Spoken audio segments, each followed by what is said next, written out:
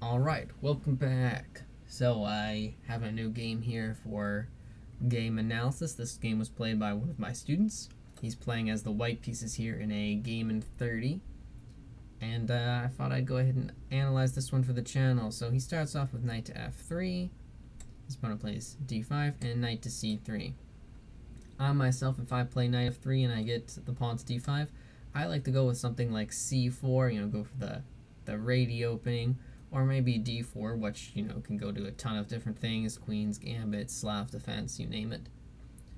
Those are what I like to play, but he goes ahead and he likes to play knight c3. So let's go ahead and let's see what happens here. c5, d3, knight f6, g3, knight c6, and we're seeing like a Indian type setup here, where there's the hyper modern setup with waiting to put your pawns to the center versus the black pieces that have this steamroller here.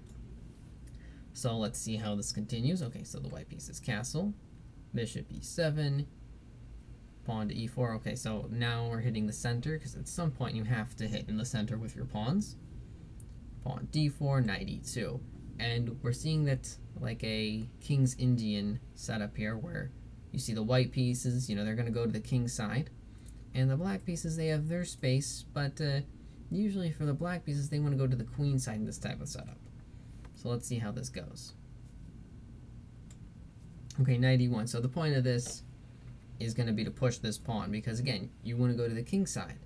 And with the center closed, you need to start, launching your pawns. It's actually safe to march your pawns that are in front of your king usually if the center is closed like this because there's not as much pressure that can come to your king, and you need to gain space in that direction somehow. Okay, so bishop g4, so that's the plan we're going with here. So okay, f4, so we're building our space, takes, and here you can either take with the pawn or with the bishop, and in this case we go with the bishop. You can go with the pawn here as well, which some people might not like to do it this way. But you can do it because, you're saying, well, this pawn and this pawn, they're kind of getting some space here. But okay, let's see what happens in the game. Knight to h5, so the bishop then retreats. And, in this case, we do the open f file, so that's nice. Okay, queen c8. Knight comes out to f3, rook to e8. Knight f4. Knight e5. Okay, so this bishop is pinning this knight here, and so they're trying to pile onto it, so the white pieces just step out of the pin. And then here the black pieces are playing a bit of a mistake here because a moment ago this knight was pinned, but notice that king e1 or queen to e1 steps out of the pin, so that bishop's just open her rabs. h6, knight just retreats, exchange, exchange, exchange, and now the white pieces have a pretty clear advantage. Just up a piece. So now it's going to be, can we prove that advantage and get a win out of it, or will we not? Let's see what happens. Being up a minor piece is a great advantage, but you need to be able to prove it, right? Okay, so if we can exchange off some more pieces, maybe make it to an endgame where it's just this bishop versus pawns, well, that would be a great advantage. If we can exchange off all the other pieces, exchange down, then that gives us a great advantage. Okay, the black pieces are trying to just attack things to try to, hit any weakness they can. The white pieces are putting all the pressure on the f file, see what they can do. Again, we want to get exchanges, so that's why the black pieces are trying to avoid them. They don't want to exchange pieces. Because if you exchange off all the pieces, then, say you exchange off the queens, you exchange off the rooks for the rooks, well, that just leaves the white pieces with one piece against 0. So that's a great ratio to have. It's better to have 1 to 0 than to have 1, 2, 3, 4 to 1, 2, 3. 1 to 0 is the better ratio we want. Okay. So let's see what happens here. Okay, so again, we want to exchange the queens. If we can do that, that'd be great. So, of course, the black pieces don't want to do that. Rook g6, queen h5, rook e6. Okay, king g2, nothing wrong with improving the king. Now there's queen invasions here that could be irritating potentially in the future. If you leave the king here, maybe in the future sometimes things like that can happen. It can be irritating. And also there's a saying I have that improving your king can never really be a bad idea. Very rarely will improving your king turn out to be bad. Okay, rook f5. We don't have to worry about g6 because we can take here and then we're threatening queen. So that fork's not really anything to worry about. Okay, so rook e6. Okay, we got the tripled pieces on the f-file. Okay, so let's keep going.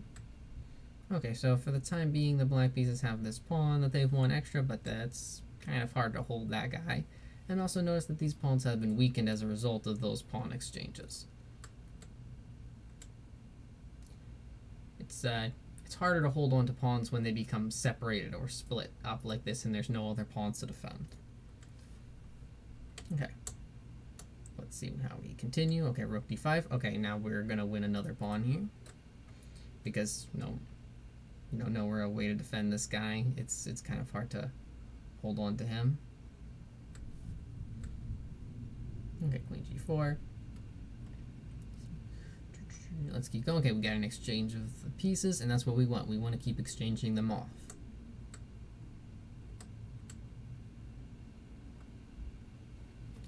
Okay, somewhere in here, I believe that the time started running low, and so a lot of the moves he started making were kind of fast, just to try to make the game go faster.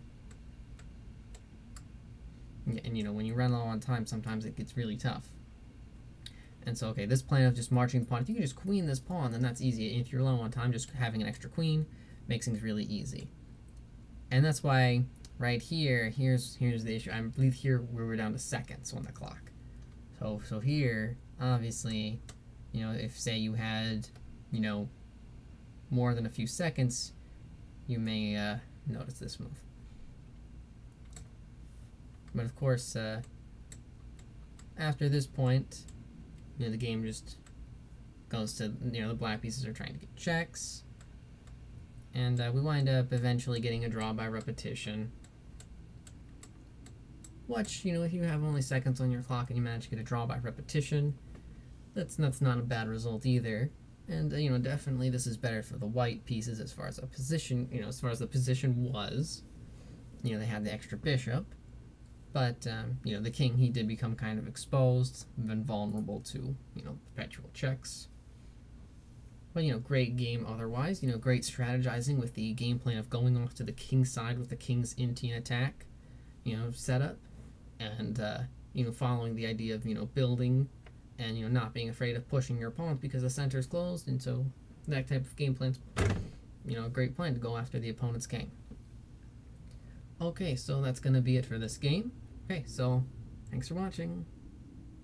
And if you ever have a game that you want to have analyzed, go ahead and send it to me and I'll take a look at it.